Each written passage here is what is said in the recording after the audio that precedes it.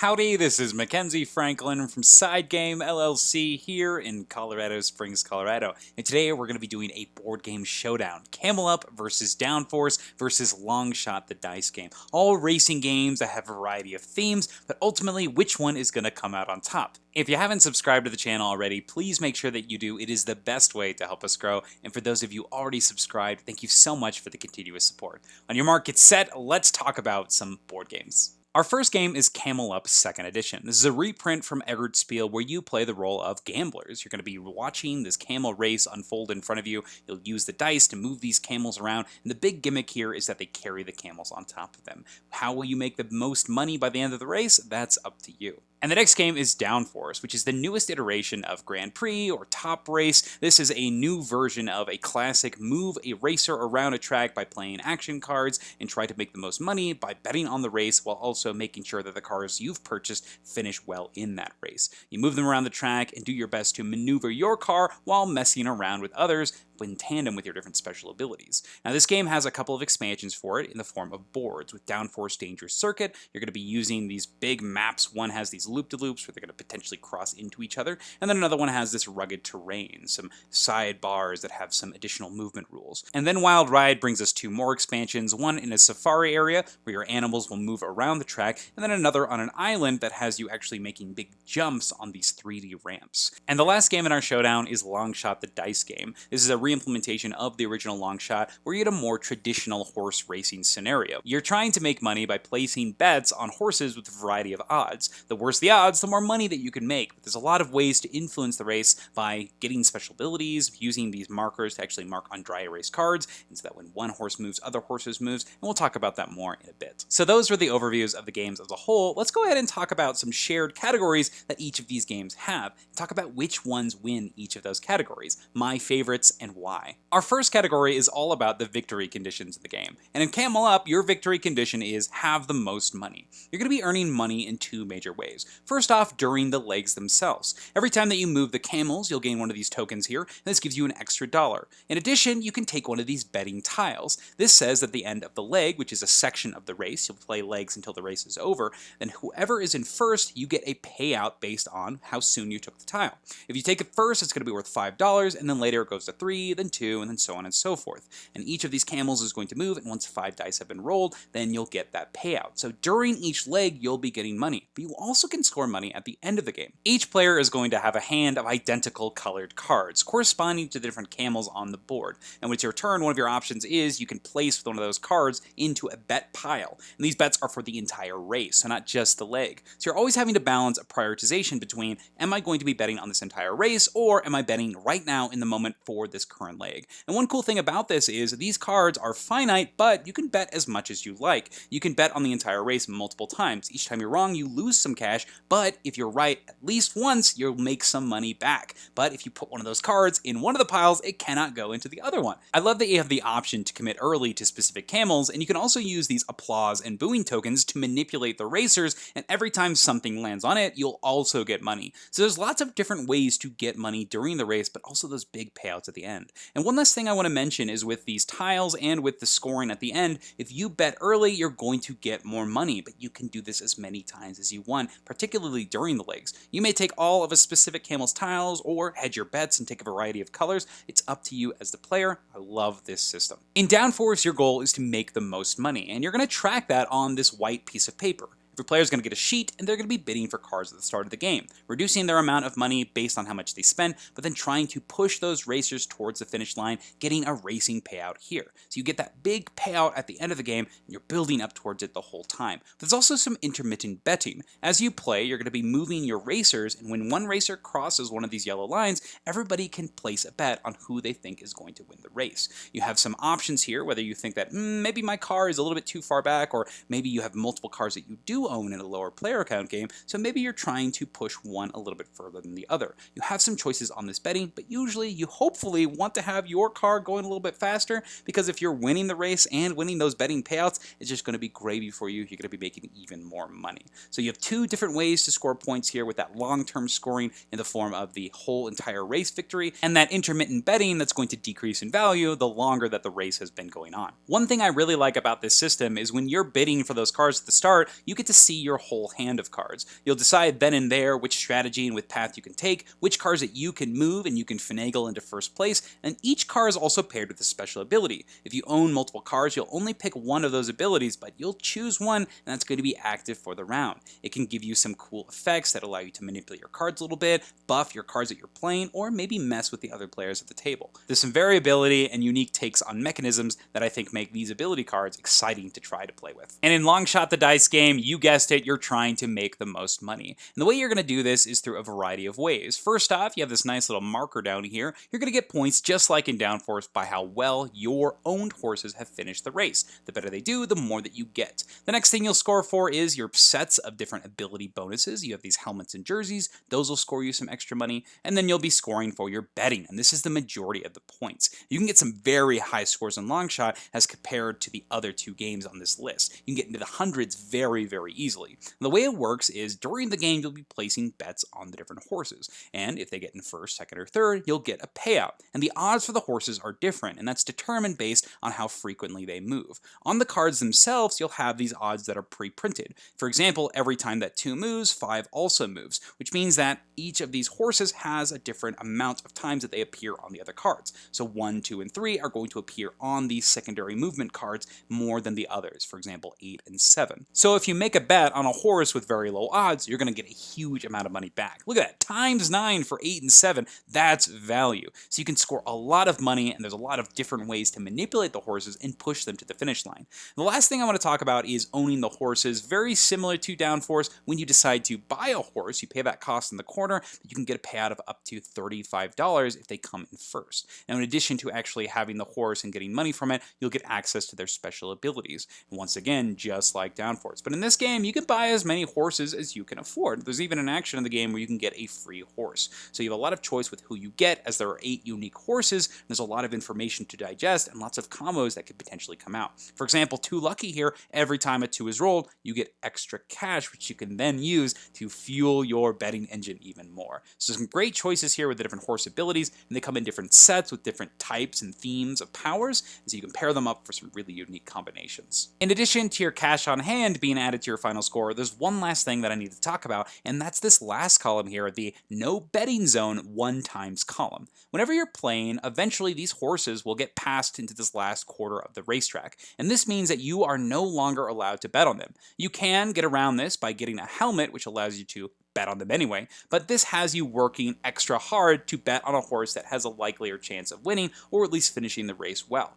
Now, the cool thing about this is, if you invest in a horse that's in that last quarter of the racetrack, you will get 1 times your bet back, so there's no negatives to actually betting on them, and even if they don't finish the race, you're still going to get your money back, so you don't lose it completely. It's a nice extra way to give a catch-up mechanism to somebody who's put a lot into a horse, and they're just shy of making it cross the finish line and getting into that first, second, or third category. My winner for this category is going to Camel Up 2nd Edition, and that's because of how well it balances the 2 different types of scoring. The immediate scoring in the form of the legs, as well as the long-term planning scoring in the form of the entire race cards. In addition to increasing the tension of juggling the long-term scoring with your immediate gains, it also feels great to continuously get money throughout the game. I've got to give props to Long Shot the Dice game's overall scoring being very nuanced and interesting, but I think that Camel Up bridges the gap between immediate rewards and planning for the future. Because of the short-term payouts and the leg structure as a whole, every single dice roll matters in every single turn. Where's that camel going to move? How is it going to end? And who is going to be first? When it comes to Long Shot or Downforce, each individual movement of the cars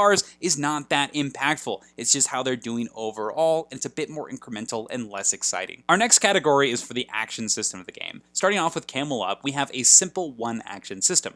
On your turn, you do one thing, and it goes around and around and around until 5 dice have been rolled for that single leg. You'll then resolve your payout, and then continue the action from the person who finished last. So you'll just keep going and going until the entire race is complete. Now, on your turn, you have a couple of actions to pick from. The first thing is you can take one of the betting tokens, and you can take any of them, take them, put them in front of you. They'll get payouted at the end of those legs, as we talked about earlier. You can also bet on the entire race. That's another choice. You can actually move the camels, or you can place your boo or applause tile onto the board. So those are your 5 options. You can put some tiles out, or take some bets, or roll the dice. Camel Up consistently gives you the choice on your turn of, do I bet on the race, long term and short term? Do I manipulate the race, or do I just move the camel camels, give the others information, but push the game along because I'm comfortable in my position, or maybe I'm just feeling like I need some more information. This is all player driven, and it's up to the players to decide the pacing of the game as a whole. Downforce has you taking actions using a hand of cards. The game's actually split up into two halves, with the first half using these cards as auctioning tools. You'll be using the cards, putting them face down, revealing them, and based on the number of the color of the card that's being auctioned, that's how much money you spend on it. For example, if the character here wanted a red card, they could potentially bid up to a 4 or as low as a 3 if they wanted a red card to use. And if you win one of those red cards, you add a new special card of an 8 of that color to your hand to help you push them even further.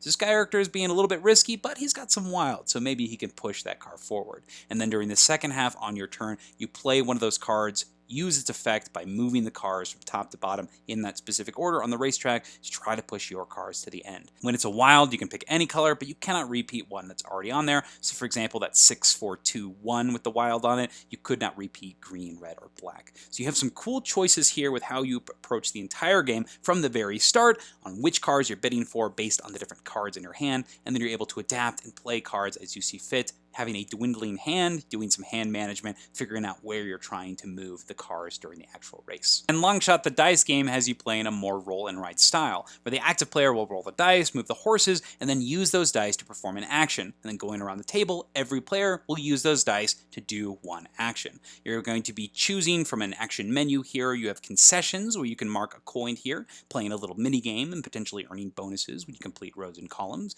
You have the helmet action, which allows you to bid, as we talked about earlier, in that no bid zone. You have the jersey, which allows you to mark an X on a horse, and that actually allows you to manipulate the odds. We'll be marking on the bottom here. And then you'll also be able to potentially bet on that horse that was rolled, or even buy that horse by spending that value in the corner here. So if you roll a 3, you can buy Scattershot. Now some of the horses are going to be able to modify the actions you take. For example, Scattershot here says every time you take a concession action, you can mark a coin as if it was minus or +1, gives you some flexibility in your choices. But you also have this wild option down here. This gives you a lot of control, as you can use it 3 times to use the horse number of your choice. So you can make a bet on something out of turn, or you could buy a horse if you really need that horse immediately, or complete that specific row or column to get additional bonuses and influence the race somehow. There are a lot of options here decision-wise, with buying horses, making different bets, and then with those wilds, you have pretty much all access to every action at the start of the game. And the winner of the action structure category is once again going to go to Camel Up, and that has to do with 2 key features. First off, the continuous taking of actions.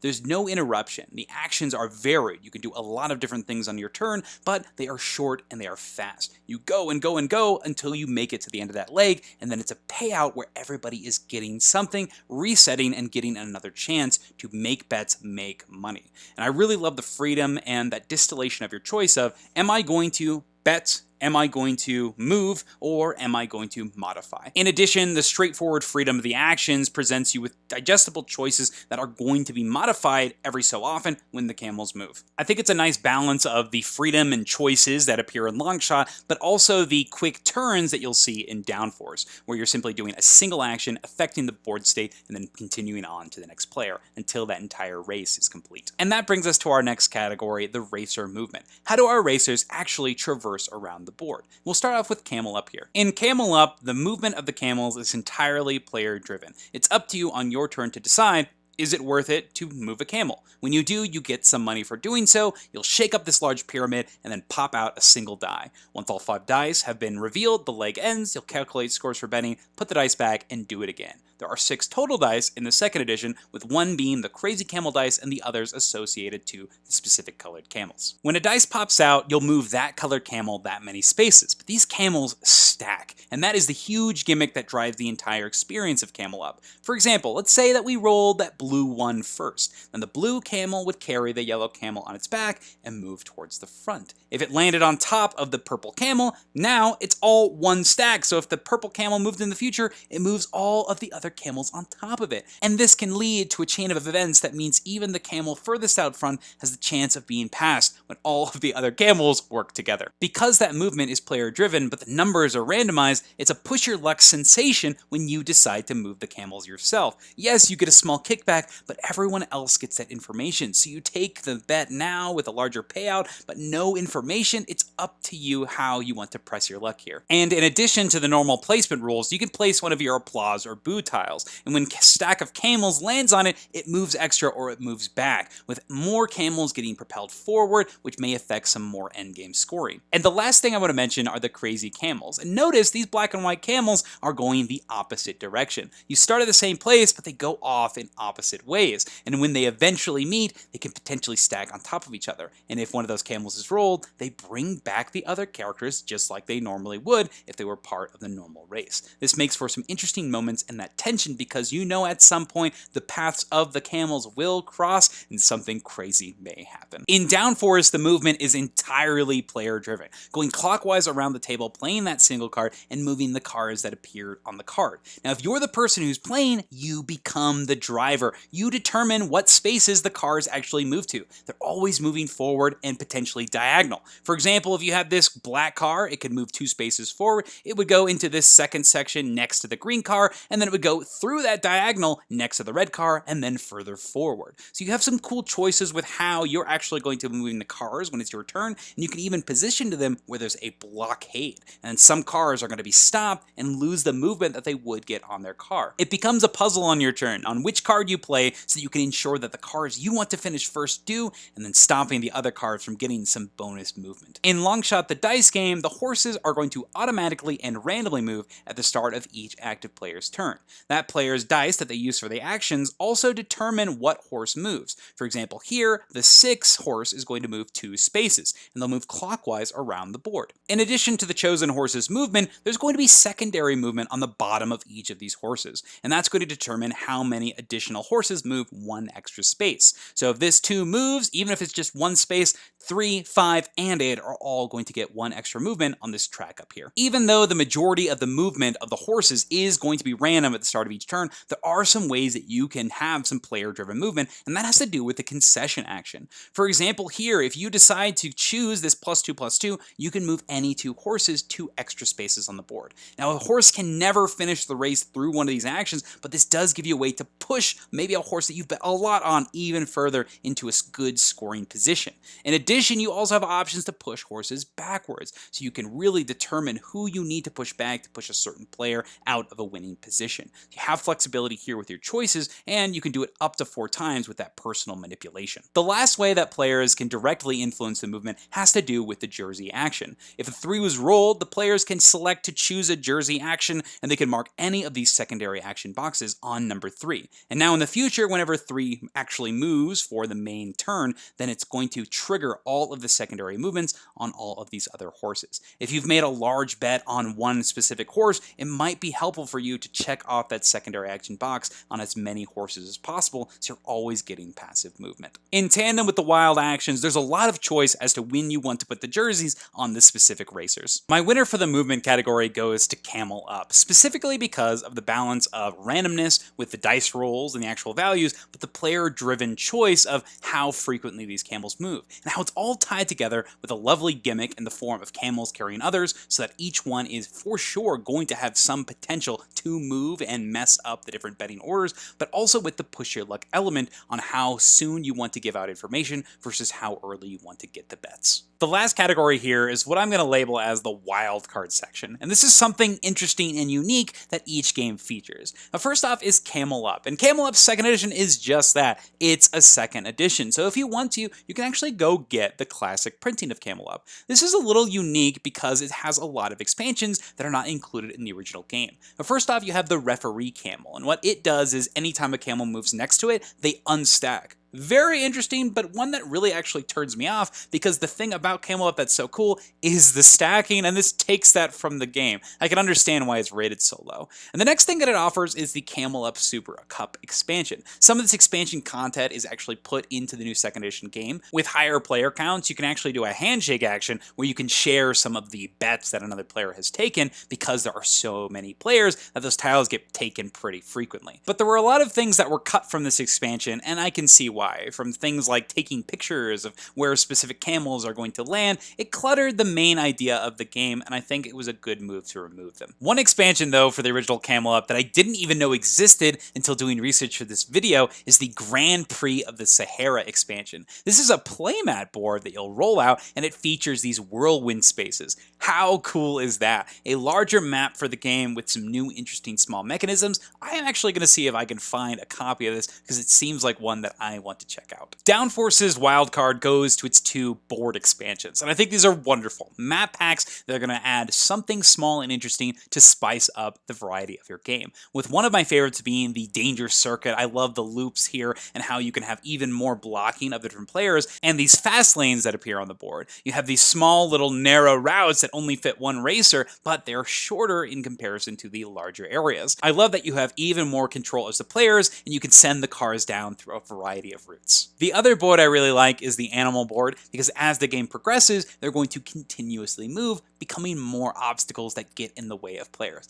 And I think that's pretty key because that gives the players a lot of agency on their turn when they can position things to block one another. And that's going to change the race up drastically. And Longshot's wildcard is the fact that it has a full-fledged solo mode. This is awesome if you want to get your Longshot fix at any time. And the character you're fighting against is Roland Wright. He's from one of the other games from Perplexed, and he is no joke. He's going to be taking a lot of varied actions based on the different combination of the 2 dice, and is going to be generating quite a bit of money. So you have a lot more randomness in this version of the game, but if you're looking for that Longshot feel, this is how you can make sure you get it at any time. My winner for this category is Downforce. Map packs is an incredible idea for a racing game like this. I love the small mechanisms that are introduced in each and the little twists that are going to change the other aspects of the game, with the blocking as well as the different movement rules. There's a lot to love in these map packs, and if you love Downforce, this is a no-brainer expansion to purchase. And that brings us to our conclusion and the overall winner of the Showdown. In third place, we have Downforce. I love its agency on your turn, as it's all player driven on how the cards are going to be moving and racing around, and I love the fact that all of the different expansion maps add for even more interesting variety. The downfall of this game for me is the betting system itself. Unfortunately, I feel that the actual intermittent betting is not very exciting, and a lot of the times you're just going to be betting on yourself to try to win the race, and that leads to pretty stale endgame payouts and a natural winner of just whoever is normally getting in first place. And in second place, we have Longshot, the dice game, and its strengths primarily come from its action system, where you have so much choice on your turn and how you actually can manipulate the race, but also make big amounts of money by investing in specific horses. The wilds give you a lot of flexibility and control, and a lot of different varied abilities in completing these rows and columns during the concession action. I like that you can make bets and you can guarantee some money back even if the horse does not completely finish the race. Unfortunately, all of that choice can also be seen as a negative because it does interrupt the cadence of the game as a whole, and I think that each of the movements of the specific horses throughout the race is not very impactful, as opposed to the incremental bonuses that you're going to feel throughout. There's also missing that aspect of scoring throughout the game that I think is seen in our number one. And the winner of our Showdown goes to Camel Up 2nd Edition. With a combination of push your luck betting mechanisms paired with intermediate scoring as well as endgame scoring, with randomness in the form of the dice but player-driven movement of the camels, Camel Up's gimmick is not only implemented splendidly, but it also makes every single movement of these camels matter. This is a game that you're going to come back to again and again because of the uproaring nature of the experience, the consistent rewarding feeling of making these bets and seeing the payouts happen, and you'll want to play again immediately after wrapping up your game because that core gameplay loop and the cadence of the entire experience is so satisfying. So that's our Showdown winner, Camel Up 2nd Edition. But who do you think wins in this showdown between Camel Up, Downforce, and Longshot, the dice game? Do you agree with my choices? How would you rank the 3? What things do you like best about these games? What things do you dislike? Which have you played? Did you find this video useful? Which games would you like to see in a future Showdown video? I'd love to hear what you think. But thank you so much for watching SideGame Strong.